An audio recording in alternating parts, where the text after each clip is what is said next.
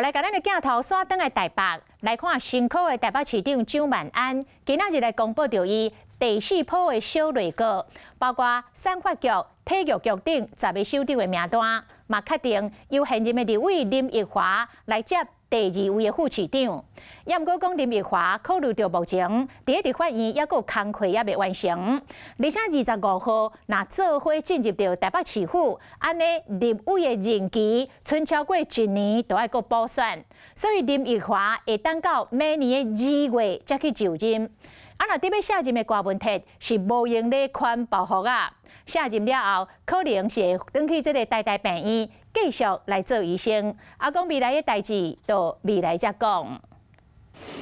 要2天就要入主台北市政府啊！蒋万安的舰队总算成型，今日公布第4波市会小内阁名单，客委会、原民会、散发局、体育局等，总共10位局处首长拢召到，嘛包括互人真关心的第2位副市长。所谓千军易得，一将难求。林奕华委员就是最适合的人选。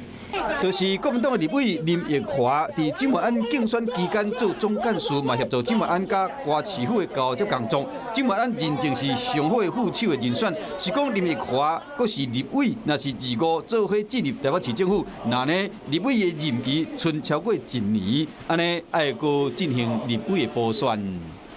我跟万安的部分是说2月才进市政府。因为外界认讲，安尼一日来台北市副市长这个位，都要空几啊个月，等林奕华就任，等2月就任了后呢，大安区就有1年的时间减一席立委，对市民对选区敢若无啥公平。服务处不会关门，会转为曾明宗委员，以不分区继续呢在地方服务。